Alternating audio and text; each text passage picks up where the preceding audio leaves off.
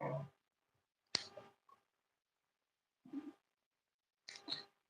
Student, आपका स्वागत है एक्सप्लिसिट स्टडी चैनल पर। चलिए आज का सेशन हम लोग स्टार्ट करेंगे। जैसा कि आप लोगों को पता है कि हम लोग क्लास 12 का मैथ पढ़ रहे हैं शाम के सेशन में, जिसमें हम लोग पहला चैप्टर स्टार्ट किए हैं रिलेशन एंड फंक्शन। जो भी स्टूडेंट बोर्ड की तैयारी कर रहे हैं क्लास 12 बोर्ड का, जो 2027 में एग्जाम देने वाले हैं, उनके लिए ये लाइव क्लास चलता है डेली शाम में मैथ का। और सुबह में अभी फिलहाल फिजिक्स का क्लास चल रहा है, लेकिन हम लोग फरवरी से जो है केमिस्ट्री और बायोलॉजी का भी क्लास स्टार्ट हो जाएगा इसी चैनल पे। तो सारे क्लास यूट्यूब पर ही आपको देखने को मिल जाएगा। आप इस चैनल को ज्वाइन कर सकते हैं अगर आप 12 बोर्ड का तैयारी करते हैं तो। चलिए आज के सेशन हम लोग स्टार्ट करेंगे। इसके पहले हम लोग पहले चर्चा कर देना चाहते हैं कि इसके पहले हम लोग पढ़ चुके हैं किसके बारे में, तो संबंध के बारे में, रिलेशन के बारे में पूरी तरह से डिस्कशन हम लोग कर चुके हैं। उसके बाद हम लोग चैप्टर, उसमें टॉपिक है फंक्शन के बारे में, तो फंक्शन के बारे में पढ़े। फंक्शन में हम लोग ये देखे कि वन वन फंक्शन किसको कहते हैं, ऑन टू फंक्शन किसको कहते हैं, मेनी वन फंक्शन किसको कहते हैं। उसके बाद हम लोग आए तो संयोजन, फंक्शनों का मतलब फंक्शनों का संयोजन के बारे में पढ़े। उसी से रिलेटेड अभी हम लोग क्वेश्चन कर रहे हैं, मतलब कंपोजिशन ऑफ फंक्शन पढ़ रहे हैं। तो कंपोजिशन ऑफ फंक्शन से कुछ क्वेश्चन कर रहे हैं। अभी हम लोग 2 एग्जांपल और करेंगे कंपोजिशन ऑफ फंक्शन से। उसके बाद हम लोग चले आएंगे, अगला हम लोग टॉपिक पढ़ना है इनवर्स फंक्शन के बारे में पढ़ना है। उसके बाद हम लोग इनवर्स फंक्शन के बारे में चर्चा कर लेंगे।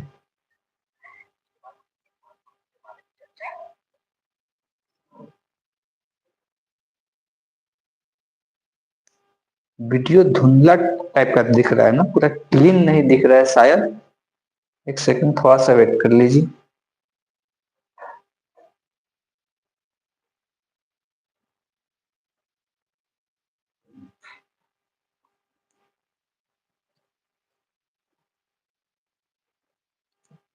अब साफ दिखने लगा, क्लियर। चलिए हम लोग देखते हैं आज का क्वेश्चन।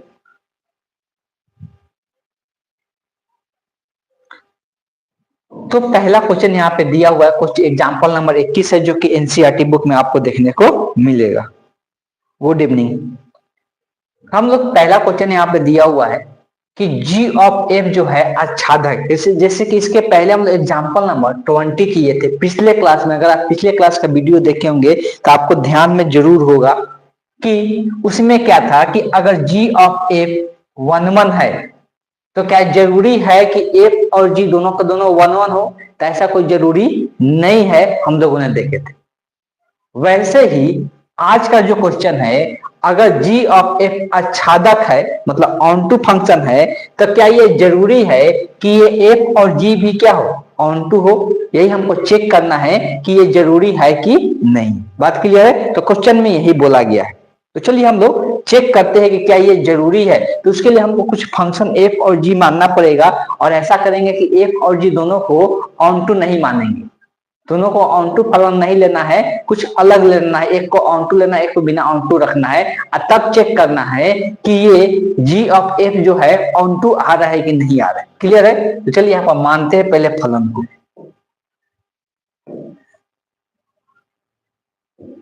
लिखेंगे माना कि एफ सच एक फलन है, माना कि 2 फलन ऐसे लिख देते हैं।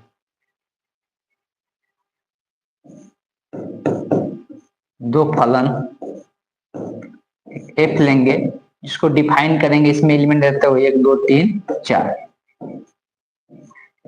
2 1 2 3 4। ठीक है, ये फलन एक डिफाइन कर दी। ये फलन हम ऐसा डिफाइन करेंगे जिसमें हमको देखने को मिलेगा कि ये फलन कैसा है, ऑन टू फलन है। तो देखिए ऑन टू फलन का डिफिनीशन आप ध्यान में रखते हैं तो फिर किसी प्रकार कोई दिक्कत नहीं होने वाली। ऑन टू फलन क्या कहता है कि जो ये सहपरांत का जितना भी एलिमेंट होता है, सहपरांत में जितना भी एलिमेंट होता है वो किसी ना किसी का प्रतिबिंब होना चाहिए। उसमें मतलब कोई भी एलिमेंट खाली नहीं बैठना चाहिए। जो सहपरांत का एलिमेंट होता है वो किसी ना किसी का प्रतिबिंब होना चाहिए, तभी जाकर वो फलन क्या कहलाता है, ऑन टू फलन कहलाता है।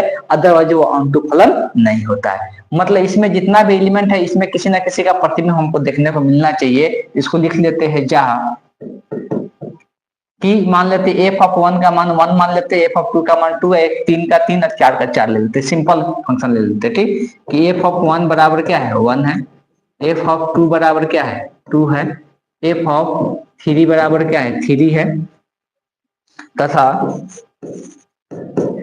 एफ ऑफ 4 बराबर 4 ले लेते हैं। तो ये एक फलन मान लिए।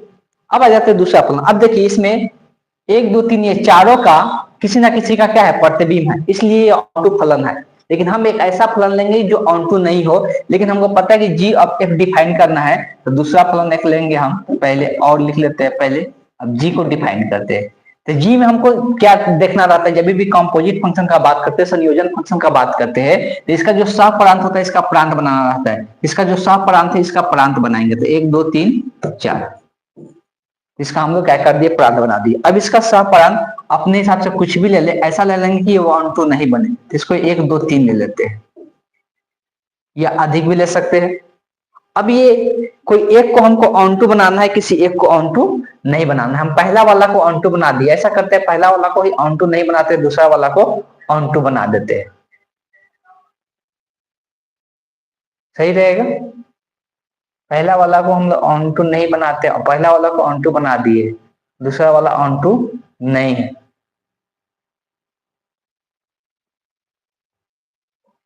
तो क्या किया जाए, जल्दी से बोलिए, तो वही काम किया जाएगा।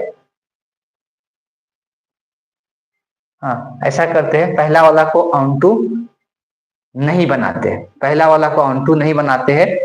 पहला वाला का हम काम क्या करते हैं कि 3 और 4 का यहाँ से थोड़ा सा चेंजिंग कर देते हैं, इसका मान तो ठीक है, यहाँ पे थोड़ा सा परिवर्तन कर देते हैं। इसमें जो एफ ऑफ 3 का मान होगा और एफ ऑफ जो 4 का मान होगा, वो दोनों का मान 3 ही कर देते हैं। मतलब ये 3 और 4 का मान 3 ही, मतलब एक इसमें खाली रह जा रहा है, मतलब 4 वाला का कोई भी प्रतिबिंब हमको देखने को नहीं मिल रहा है। तो जब 4 वाला का कोई प्रतिबिंब नहीं होगा, तो पहला वाला ऑन टू नहीं होगा। अब इसको ऑन टू बना लेते हैं, इसको ऑन टू बना लेते हैं। इसको ऑन टू बनाने के लिए एफ ऑफ 1 का मान 1 ले लेते हैं, ये एफ ऑफ नहीं है जी ऑफ है, जी ऑफ 1 का मान 1 ले लेते हैं, जी ऑफ 2 का मान 2 ले लेते हैं, और जो जी ऑफ 3 है और 4 है, दोनों का मान हम 4 ले लेते हैं। तो ये दोनों का मान इसमें हम 3 ले लेते हैं, तो हो जाएगा। तथा इधर लिख देते हैं जी ऑफ 3 बराबर जी ऑफ 4 बराबर, इसको 3 ले लेते हैं।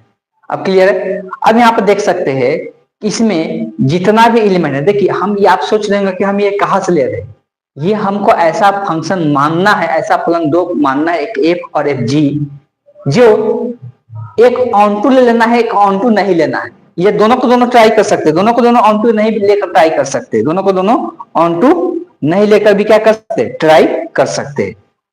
तो यहाँ पर वही चीज हम अभी चर्चा कर रहे हैं कि यहाँ पे एक फलन ऑन टू ले लिए, एक फलन ऑन टू नहीं लिए। पहला फलन ऑन टू नहीं लिए, ये कैसे पता चल रहा है, तो ऑन टू नहीं है इसलिए कि इसमें चारों का प्रतिबिंब, चारों का किसी ना किसी का प्रतिबिंब, मतलब ये जो 4 है, तो 4 इसमें से किसी फलन का मान 4 दिख रहा है क्या, नहीं दिख रहा है, 1 2 और यहाँ पर 3 ही दिख रहा है। इसका किसी का ये प्रतिबिंब नहीं है, मतलब ये ऑन टू फलन नहीं है। लेकिन इसमें देखिए जो जी वाला है 1 2 3, यही आउटपुट है ना, सहप्रांत है, इसमें सबका प्रतिबिंब है, 1 भी है, 2 भी है और 3 भी है, तो ये ऑन टू फलन है। मतलब एफ जो है ऑन टू है, लेकिन जी जो है ऑन टू एफ जो है ऑन टू नहीं है, जी जो है ऑन टू है। तो अब चेक करना है कि जो जी ऑफ एफ आ रहा है वो ऑन टू हो रहा है कि नहीं। अगर ऑन टू हो जाएगा तो इसका मतलब ये अनिवार्य नहीं है कि एफ और जी ऑन टू होना चाहिए, ठीक है। तो अब एफ ऑफ जी निकालते हैं, एफ ऑफ जी निकालेंगे, इसको एक्स फलन से मान लेते हैं। तो यहाँ पर इसको क्या कैसे लिखते हैं, कल से बताते आ रहे कि इसको f of g of f of x लिखा जाता है।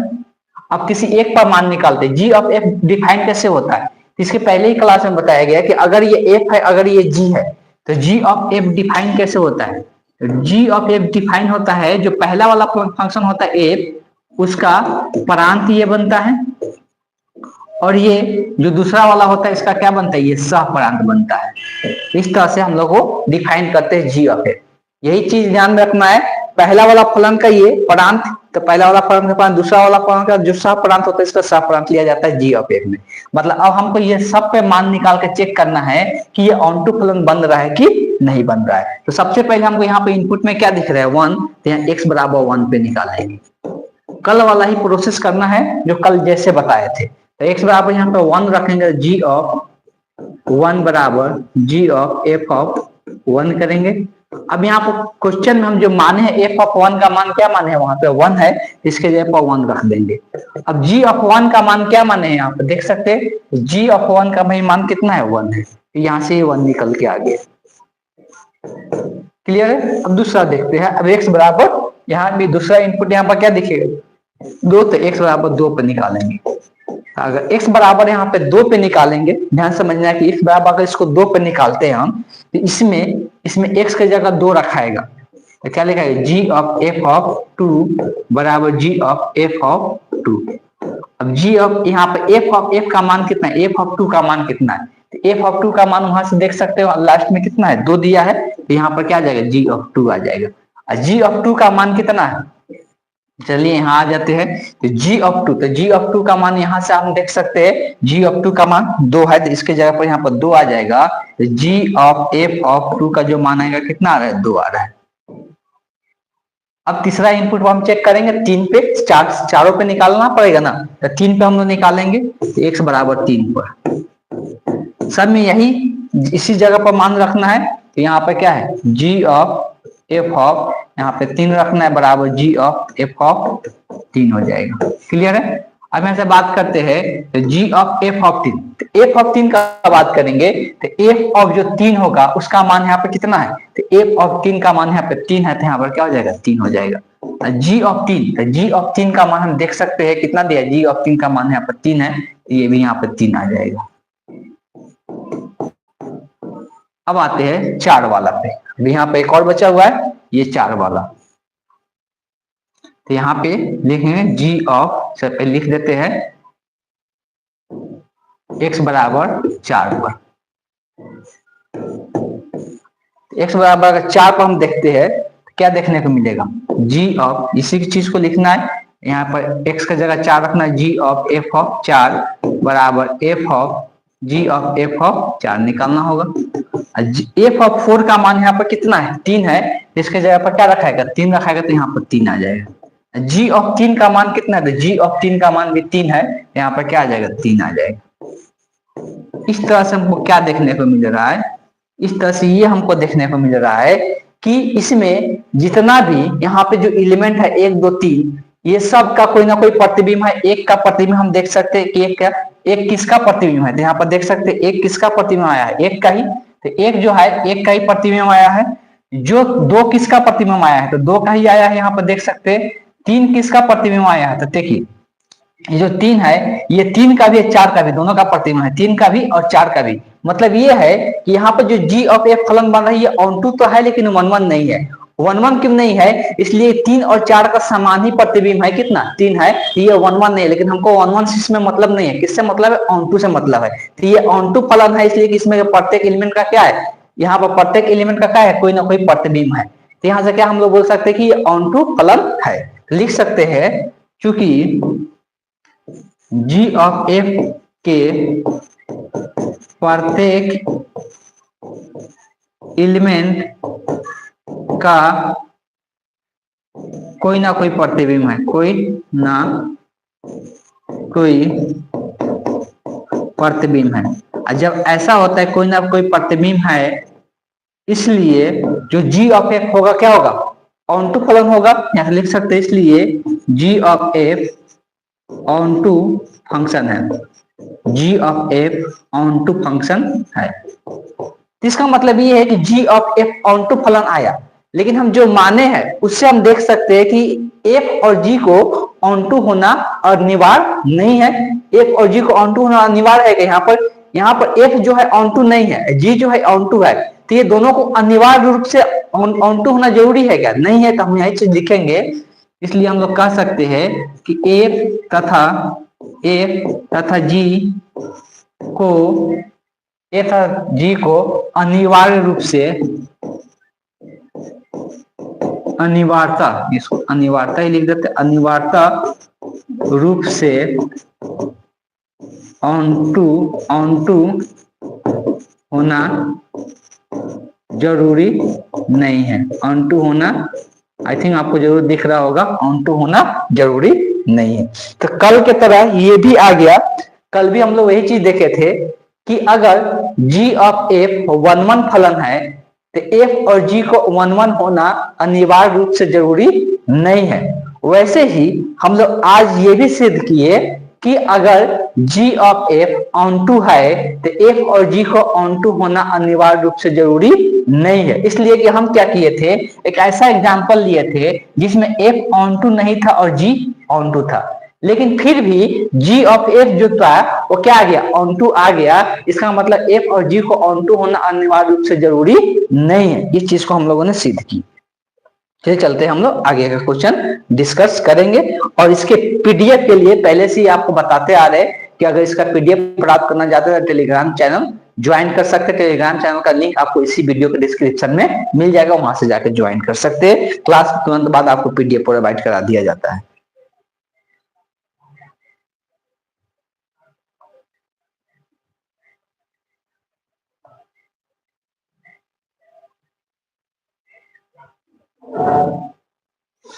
चलिए आगे आते हैं, दूसरा क्वेश्चन लेते हैं। अब यहाँ पर क्वेश्चन को अच्छे से पढ़ना है। सबसे पहले क्वेश्चन क्या दिया हुआ है, माना कि एक f फलन दिया हुआ है जिसका प्रांत सह प्रांत यहाँ पे दिया हुआ है। एकाकी तथा आच्छादक फलन इस प्रकार है कि मतलब ये एकाकी और आच्छादक है। तो एकाकी और आच्छादक होने के लिए क्या कंडीशन होता है कि इसमें क्या प्रत्येक एलिमेंट का अवयव प्रतिबिंब अलग अलग होना चाहिए। तो एक का, दो का, तीनों का प्रतिबिंब अलग अलग दिख रहा है। एक का ए है, दो का बी है, तीन का सी है, मतलब अलग अलग है, तो मतलब 1 1 है। आच्छादक, आच्छादक मतलब ऑन टू होता है। ऑन टू के लिए क्या होना चाहिए, इसमें जितना भी सह प्रांत होता है वो किसी ना किसी का प्रतिबिंब होना चाहिए। तो ए भी किसी ना किसी का प्रतिबिंब है, यहाँ पर बी भी किसी ना किसी का प्रतिबिंब है, और सी भी किसी ना किसी का प्रतिबिंब है। इसलिए ये क्या है, ऑन टू भी है। मतलब ये जो फलन दिया हुआ है क्वेश्चन में, ये 1 1 भी है और ऑन टू भी है। बात क्लियर है। अब आ जाते हैं, तो सिद्ध कीजिए कि फलन जो g है, यहाँ पे एक फलन g भी दिया हुआ है जो इसका जस्ट उल्टा दिया हुआ है। देखिए इसका जो सह प्रांत है यहाँ पे प्रांत बना दिया गया, और जो प्रांत यहाँ पे क्या कर दिया गया, सह प्रांत बना दिया गया। तो ये ऐसा एक अस्तित्व रखता है ताकि अगर g ऑफ f निकालते हैं तो x के बराबर है, और f ऑफ g निकालते हैं तो y के बराबर है। बात क्लियर है। ऐसा हमको सिद्ध करना है। ये x का मतलब बता दिए कि जब इसका मान कैलकुलेट करते हैं तो ये आइडेंटिटी मैट्रिक्स आता है जिसको x के बराबर आना चाहिए और किसके बराबर, ये एक्स वाई का सिंपल यही मतलब है कि ये पहला वाला जो एलिमेंट होता है एफ का, उसको एक्स बोलते हैं, इसको क्या बोलते हैं, वाई। मतलब अगर यहाँ पे निकालते हैं तो जी ऑफ एफ का मान निकालेंगे तो सब 1 2 3 के बराबर आएगा, और जब एफ ऑफ जी का मान निकालेंगे तो किसके बराबर आएगा, ए बी सी के बराबर आना चाहिए। बस यही यहाँ पे बताने की कोशिश किया जा रहा है। क्लियर है कि यहाँ पर जो x आएगा, इस x का मतलब है कि जब इसका मान निकालेंगे तो 1 2 3 यही आएगा, और जब f ऑफ g का मान निकालेंगे तो a b c से ही आएगा। ऐसा हमको सिद्ध करके दिखाना है। तो चलिए हम लोग एक एक कर करके हम लोग सिद्ध करते हैं। पहले ये बोला है कि g ऑफ f का ऐसा अस्तित्व होना चाहिए जो इसके लिए इतना हमको देखने को मिले। यहाँ पर लिख भी दिया है, x का मतलब है 1 2 3 और y का मतलब है a b c होना चाहिए। क्लियर है। तो चलिए इसको हम लोग सिद्ध करके देखते हैं। सेम यहाँ पर सिद्ध कीजिए फलन इतना का एक अस्तित्व है ताकि इतने के लिए और इतना के लिए ये x और y के बराबर हो। तो देखिए जब ये x और y के बराबर तभी होगा जब a का यहाँ पर प्रतिबिंब 1 बने, b का प्रतिबिंब 2 बने, और 3 का प्रतिबिंब क्या बने, 3 बने। ठीक, तो यही चीज को हमको यहाँ पर दिखाना। सबसे पहले आ जाते हैं g ऑफ f पे। g ऑफ f का बात करते हैं तो ये x का यहाँ पर पहले फलन होता है। इसको दर्शाते कैसे है, g of f of x से लिखते हैं। ये बार बार चीजें अब यहाँ पे इंडिकेट कर रहे हैं कि इसको इस प्रकार से दर्शाते हैं। अब यहाँ पर f ऑफ x पहले हम किस पर निकालते, 1 पर निकालते हैं, फिर 2 पर निकालते हैं, फिर 3 पे निकालते हैं। यहाँ पर लिखेंगे x बराबर, ध्यान समझना, x बराबर 1। x बराबर जब 1 रखेंगे इसमें तो g ऑफ f ऑफ 1, तो यहाँ पर आ जाएगा g of f of 1। f of 1 का मान देख सकते हैं कि f ऑफ 1 का मान कितना a है, इसके जगह पर क्या आ जाएगा, a आ जाएगा।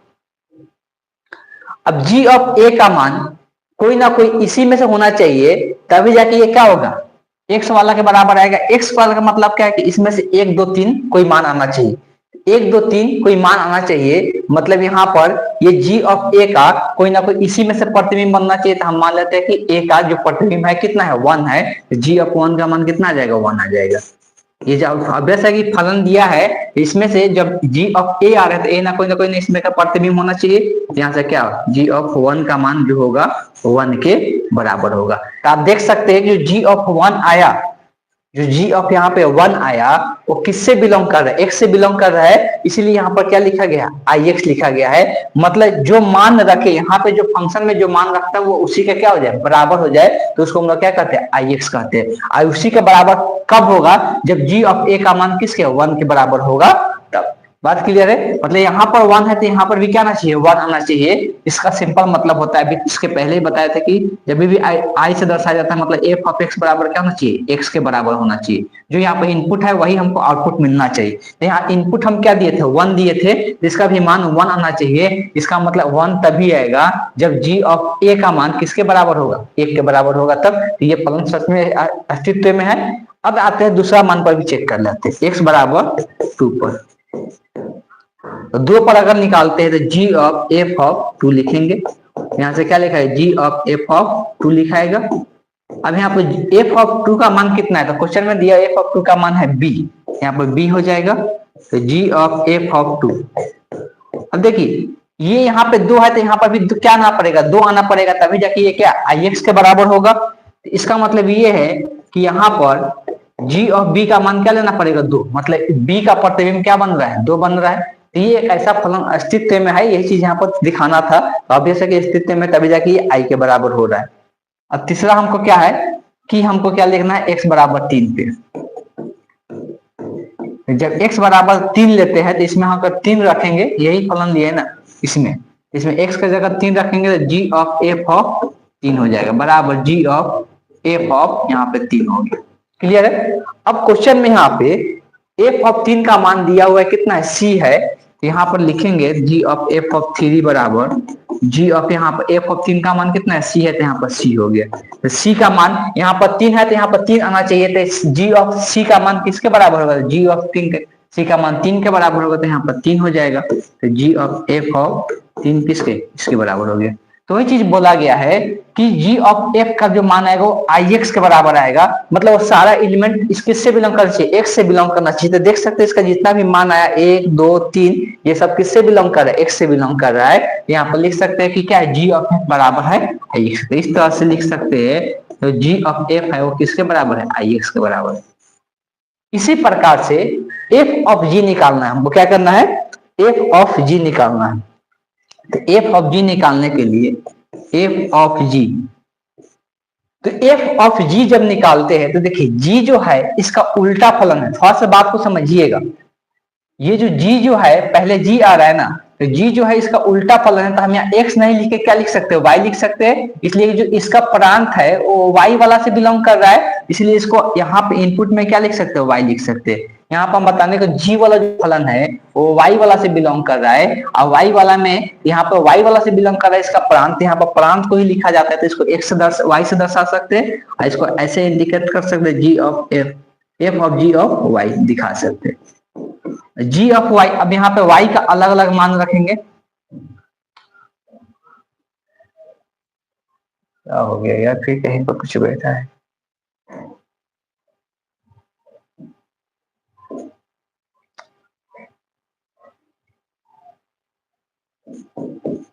अब यहाँ पे y का पहले a माने, फिर b है और c है। तो हम y बराबर पहले a रख देते, तो y बराबर a पर। तो जो y बराबर a रखेंगे तो इसमें y की जगह क्या रखना है, हमको a रखना है। f of g of a बराबर f of g of a। इसके पहले क्वेश्चन में देख चुके हैं कि f ऑफ a का प्रतिबिंब क्या बन रहा है, 1 बन रहा है। यहाँ पे g ऑफ a का मान कितना रखाएगा, 1 रखाएगा। यहाँ पे g ऑफ a का जो मान होगा 1 रखाएगा। यहाँ से आ जाएगा f of g of a बराबर f of g of a का मान क्या है, 1 है, यहाँ पर 1 रख देंगे। हमको पता है कि यहाँ से एफ ऑफ वन का मान, एफ ऑफ वन का मान क्वेश्चन में दिया है किसके बराबर है, ए के बराबर है।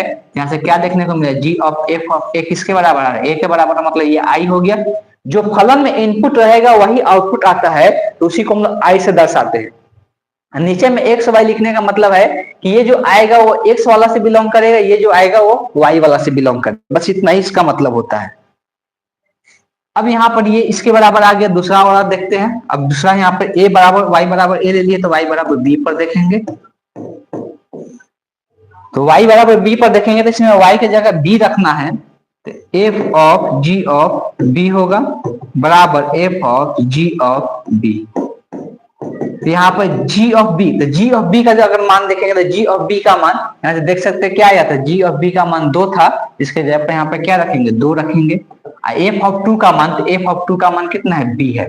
देख सकते हैं कि यहाँ पे इनपुट में b है तो आउटपुट भी क्या आ रहा है b आ रहा है, मतलब ये भी आई आ रहा है, कोई दिक्कत नहीं है। वैसे ही अब y बराबर c पर देखते हैं, तो y बराबर c पर, अगर y बराबर हम लोग c का बात करेंगे, तो y बराबर c का बात करेंगे तो इसी में हम लोग y की जगह c रखेंगे, तो क्या है f of g of y की जगह c बराबर f of g of c।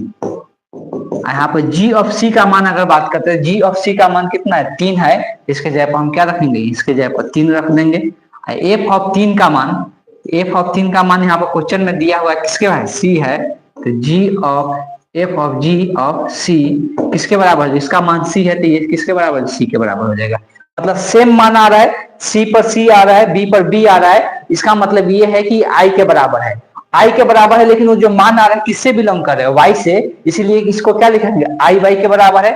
इसलिए लिख सकते हैं कि जो f ऑफ g है वो किसके बराबर है, i y के बराबर है। ये दो चीज सिद्ध करना था, यहाँ पर सिद्ध करके आ गया। थोड़ा सा ये सब अलग टाइप का मैथ आपको देखने को मिल रहा होगा, इसलिए जब तक अब तक अभी तक आप 10th क्लास या 12th क्लास मतलब 11th क्लास में बहुत लोग बच्चे नहीं पढ़ते हैं, इसके कारण ये सब थोड़ा मैथ अलग टाइप का आपको देखने को मिलता है। 11 में एक समुच्चय चैप्टर पढ़ना रहता है, सेट थ्योरी, जो अगर वो चैप्टर पढ़े होंगे तो थोड़ा सा लगता होगा कि हाँ उस टाइप का ये सब चैप्टर होता है। ये सब थोड़ा लॉजिकल बेस ज्यादा रहता है, मतलब सोचना ज्यादा पड़ता है, बनाना कम पड़ता है। अभी तक जो मैथ 10 क्लास में आप पढ़ते होंगे उसमें आपको सिर्फ ज्यादा बनाना पड़ता होगा, सोचना कम पड़ता होगा, लेकिन ये ऐसा चैप्टर है इसमें सोचना ज्यादा पड़ता है, बनाना कम पड़ता है। क्लियर है। लेकिन इसके बाद वाला चैप्टर फिर वैसे ही मिलेगा जो कि आपको बनाने वाला देखने को मिलेगा। अब जितना ज्यादा आगे जाके मैथ पढ़िएगा, ग्रेजुएशन में मैथ पढ़िएगा, तो ऐसा मैथ आपको देखने को मिलेगा, लगेगा कि वो सब थ्योरी बेस है, मतलब पूरा उसमें लॉजिकल दिमाग लगाना पड़ता है, ना कि सॉल्व करना पड़ता है क्वेश्चन को। आगे ऐसा बहुत सारा चीज में पढ़ने को मिलता है अगर मैथ से पढ़ते हैं तो।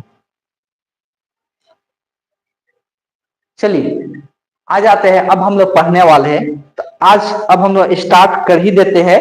कौन सा, व्युत्क्रमणीय फलन, जिसको इन्वर्टेबल फंक्शन हम लोग कहते हैं। व्युत्क्रमणीय फंक्शन के बारे में पढ़ना है, इन्वर्टेबल फंक्शन के बारे में पढ़ना है, जिसमें हम लोग इसको इनवर्स फंक्शन के नाम से भी हम लोग जानते हैं। इसके बारे में हम लोग समझने वाले हैं, और कैसे किसी फंक्शन का इनवर्स फंक्शन निकालते हैं वो भी हम लोग इस चैप्टर में अभी समझने वाले हैं। ये जो टॉपिक है ये भी इंपॉर्टेंट रखता है, इससे भी ऑब्जेक्टिव क्वेश्चन, सब्जेक्टिव क्वेश्चन, दोनों टाइप का क्वेश्चन आपको देखने को मिल जाता है। और ये इनवर्स फंक्शन निकालने के लिए आता है, वो ज्यादा डिफिकल्ट नहीं होता है। एग्जाम में ज्यादा इनवर्स फंक्शन नहीं देगा आपको, ज्यादातर चीजें सिद्ध करने के लिए नहीं देगा, तो उसके लिए ज्यादा टेंशन लेने की जरूरत नहीं है। एग्जाम बहुत आसान होगा, उसमें ज्यादा दिक्कत नहीं होता है। लेकिन इसमें आपको अलग अलग टाइप का क्वेश्चन देखने को मिलेगा जो कि थोड़ा दिमाग घुमाता है, लेकिन टेंशन नहीं लेना है, बनाने की कोशिश करना है, समझने की कोशिश करना है। जो एग्जाम में क्वेश्चन आता है वो ज्यादा डिफिकल्ट लेवल का क्वेश्चन आपको देखने को नहीं मिलता है इस चैप्टर से। चलिए सबसे पहले समझते हैं, दिया हुआ है कि एक फलन है, मान लेते हैं। अब ये सब तो आपके एकदम जबान पे होना चाहिए। ये इसका मतलब क्या होता है, सब चीजें समझा दिए कि एक फलन को डिफाइन किया जाता है, जिसमें ये बताया जाता है इस फलन का क्या है, प्रांत है, जिसको इंग्लिश में हम लोग क्या कहते हैं, डोमेन कहते हैं। इस वाला को हम लोग क्या कहते हैं, सहप्रांत कहते हैं, जिसको इंग्लिश में हम लोग क्या कहते हैं, कोडोमेन कहते हैं। ये फलन को डिफाइन किया जाता है। फलन मतलब, इसका मतलब ये होता है कि ये इनपुट इसमें से लिया जाता है, ये आउटपुट के रूप में हमको देता है। सिंपल चीज है, ये चीजें हम लोग बहुत बार डिस्कस कर चुके हैं, जो शुरू से मैथ देखते आ रहे होंगे, कोई इसमें समझने में किसी प्रकार कोई दिक्कत नहीं होगा। लेकिन जो 20 से स्टार्ट किए होंगे, हो सकता है उनको थोड़ा प्रॉब्लम हो जाए।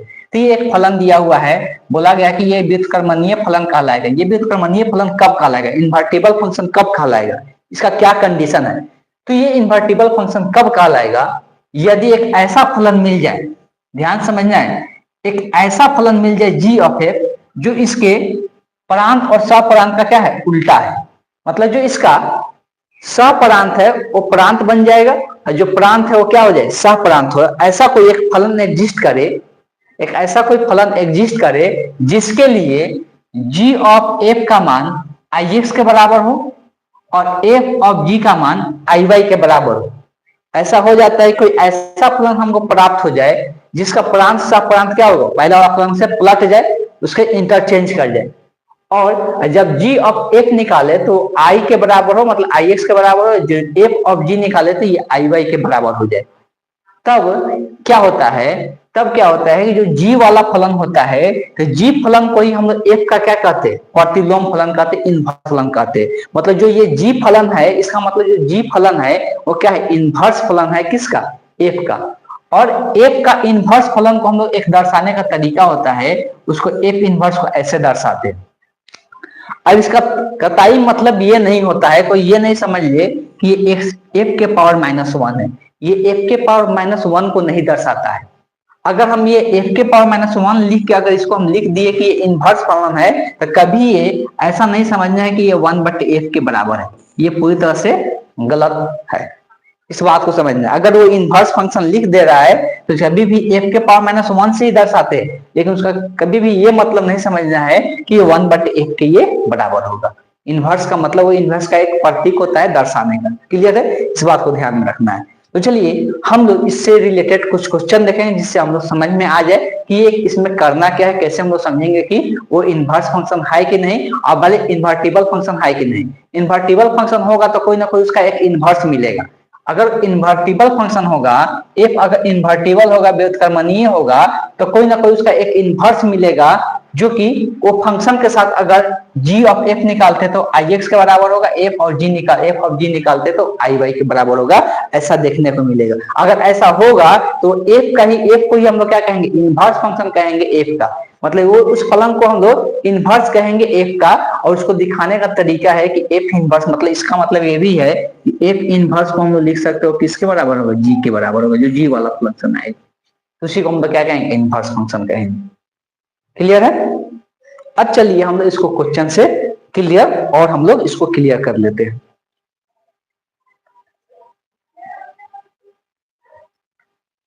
चलिए उदाहरण नंबर 23 दिया हुआ है, इसको हम लोग समझ के करने की कोशिश करते हैं। अब एक फंक्शन दिया हुआ है, फंक्शन यहाँ पर डिफाइन किया गया है कि इसका प्रांत जो है कैसा है, तो प्रांत जो है प्राकृत संख्या है, और y के बारे में कोई इंफॉर्मेशन नहीं दिया हुआ है कि y क्या है, लेकिन y को यहाँ पर डिफाइन कर दिया गया है कि y भी जो है वो n से ही बिलोंग करेगा। y जो है वो प्राकृत संख्या ही होगा, लेकिन थोड़ा सा अलग टाइप का प्राकृत संख्या होगा। जो y होगा वो 4x + 3 वाला प्राकृत संख्या हमको देखने को मिलेगा। x जो बिलोंग करेगा वो n से करेगा, बस इतना इंफॉर्मेशन दिया हुआ है। इसे डिफाइन किया गया है x और n और y को। y के बारे में कुछ इंफॉर्मेशन नहीं था, इसलिए y को यहाँ पर डिफाइन कर दिया गया है। फंक्शन हमको एक फंक्शन दिया हुआ है कि f जो है कितना है, 4x + 3 है, ये हमको एक फंक्शन दिया हुआ है। अब हमको क्या करना है, सिद्ध करना है कि ये जो f फंक्शन है वो क्या है, इन्वर्टिबल है, मतलब व्युत्क्रमणीय है। f जो है क्या है, व्युत्क्रमणीय है, व्युत्क्रमणीय फलन है। अब व्युत्क्रमणीय फलन है तो उसका प्रतिलोम फलन भी क्या करना है, ज्ञात करना है। अगर ये व्युत्क्रमणीय फलन है तो उसका इनवर्स फंक्शन भी क्या करना है, हमको ज्ञात करना है। तो ये बताए कि व्युत्क्रमणीय फलन दिखाने के लिए हमको एक और फलन लेना पड़ता है, एक और फलन मानना पड़ता है, जिसके लिए हमको एक और फलन मानना पड़ता है, जिसके लिए हमको ये प्रांत और सप्रांत क्या हो जाता है, बदल जाता है। प्रांत और सप्रांत क्या हो जाता है, बदल जाता है। तो हम यहाँ पर सबसे पहला काम वही करेंगे।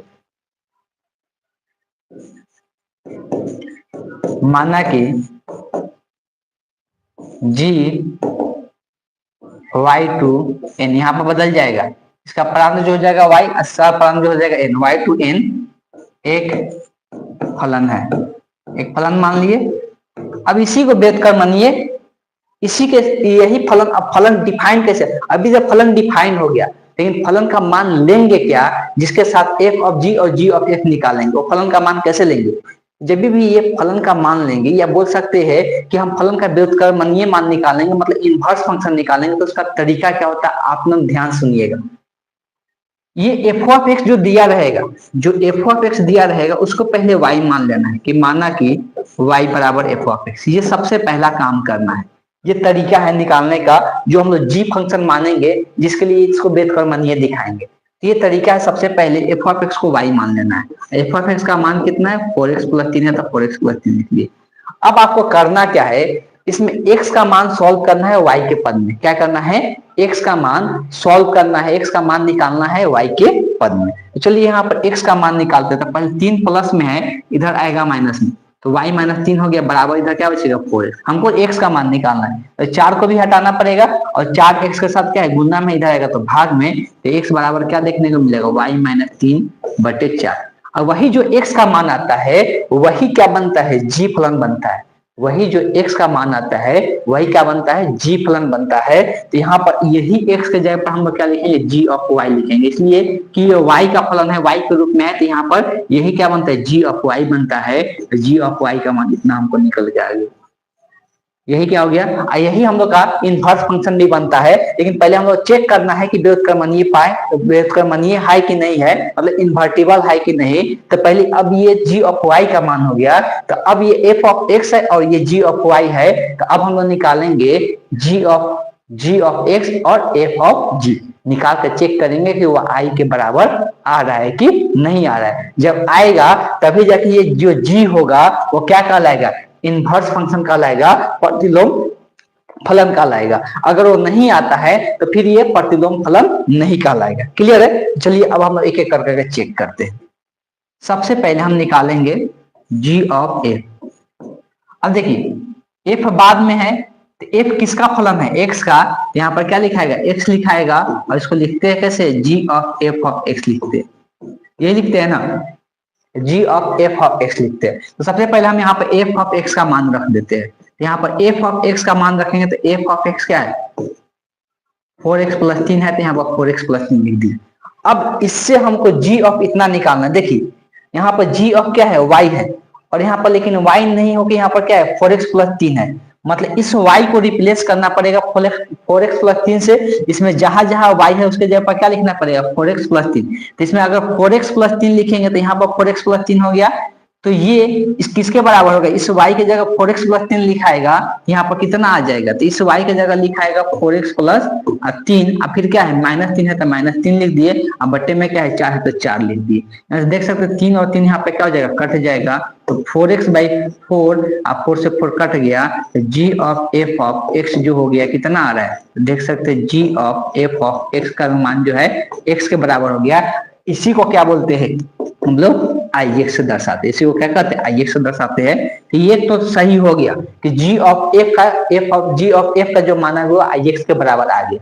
अब दूसरा इसका उल्टा चेक करना है, f ऑफ g वो i के बराबर हो रहा है कि नहीं हो रहा है। दूसरा हम लोग क्या चेक करना है, f ऑफ g। तो चलिए दूसरा हम लोग चेक करते हैं, f ऑफ g बाद में क्या है, g है, और g किसका फलन है, y का फलन है। g किसका फलन है, y का फलन है। तो इसके जगह पर हम यहाँ पर क्या लिखेंगे, y लिखेंगे, तो यहाँ पर क्या बनेगा, g of f of g of y बनेगा।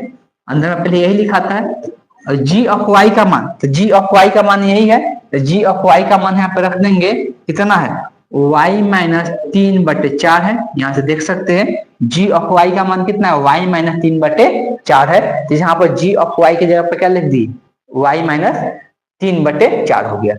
अब ये किसमें रिप्लेस होगा, f ऑफ x में रिप्लेस होगा।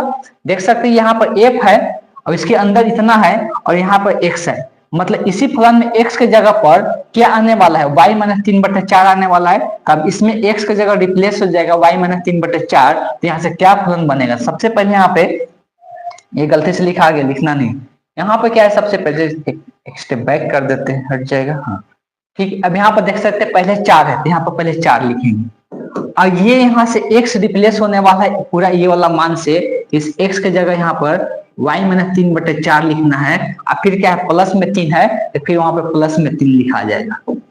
और यहाँ से 4 से 4 यहाँ पे कट जाएगा, ये बचेगा y माइनस 3 और फिर प्लस में 3, ये 3 से 3 कट गया तो y के बराबर आ गया।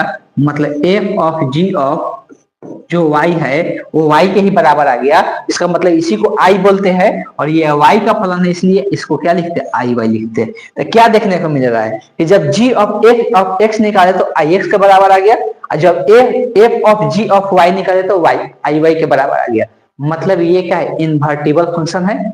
ये क्या है, जिसको हिंदी में हम लोग व्युत्क्रमणीय कहते हैं, तो ये क्या है, इन्वर्टिबल फंक्शन है। तो लिख सकते हैं इसलिए f जो है इन्वर्टिबल फंक्शन है। ठीक है, अब तो ये इन्वर्टिबल फंक्शन है, तो जब f इन्वर्टिबल होगा तो इसका प्रतिलोम फलन क्या होगा।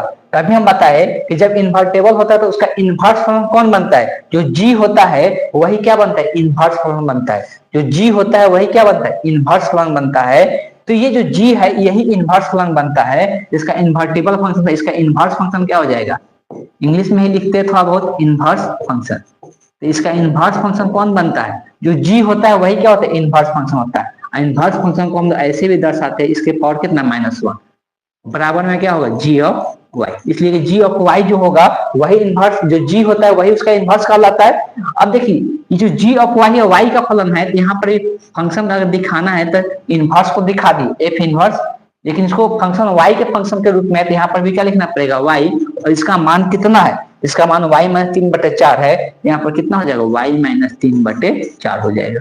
ये f इनवर्स ऑफ y हो गया। लेकिन कभी कभी ऑप्शन वाला क्वेश्चन रहता है कि इनवर्स फंक्शन बताइए, तो हो सकता है कि इसमें y का फंक्शन नहीं देखे, वो x का ही फंक्शन लिखे। इसलिए कोई भी फलन में हम इस वाले वेरिएबल को किसी भी वेरिएबल से एक्सचेंज कर सकते हैं। इसको y की जगह z लिख देंगे तो यहाँ पर भी क्या कर देंगे, z कर देंगे। इस y की जगह यहाँ x लिख देंगे तो इसको भी क्या लिख सकते हैं, x लिख सकते हैं। तो किसी भी वेरिएबल से उसको एक्सचेंज कर सकते हैं। तो जरूरी नहीं है कि ऑप्शन में वहां पे y के रूप में ही दिया हो सकता है ऑप्शन में x के रूप में दिया हो, या हो सकता है ऑप्शन में z के रूप में दिया हो, तो किसी भी रूप में हो सकता है। इस बात को ध्यान में रखना है, बस इतना सा बात। तो आई थिंक आपको ये क्वेश्चन जरूर समझ में आया होगा। फिर भी अगर किसी प्रकार का डाउट रह जाता है तो आप जरूर कमेंट बॉक्स में लिख सकते हैं। तो चलिए आज के सेशन को हम यहीं पे एंड करेंगे, और इससे रिलेटेड हम लोग नेक्स्ट क्लास में और क्वेश्चन करेंगे और हम लोग इसको क्लियर करने वाले हैं। किसी प्रकार कोई दिक्कत होने वाला नहीं है, हम लोग और क्वेश्चन बनाएंगे तो और ये क्लियर हो जाएगा टॉपिक। आपसे बस ये है रिक्वेस्ट कि आप जितना भी पिछले क्लास में पढ़ाई हो रहा है, कम से कम एक बार जरूर नोट्स उठा के पढ़ ले कि पिछले क्लास में हम लोग पढ़े क्या थे, किस प्रकार का क्वेश्चन सॉल्व किए थे। अगर ये काम नहीं कीजिएगा तो फिर आपका मैथ कभी भी स्ट्रॉन्ग होने वाला नहीं है। ये जितना क्वेश्चन हम बता देते हैं उसको फिर से अपने से बनाने की भी कोशिश करना है। अगर ये काम कीजिएगा तभी जाकर आपका मैथ अच्छा हो सकता है। चलिए तो आज के सेशन को हम लोग यहीं पे एंड करते हैं। Thank you.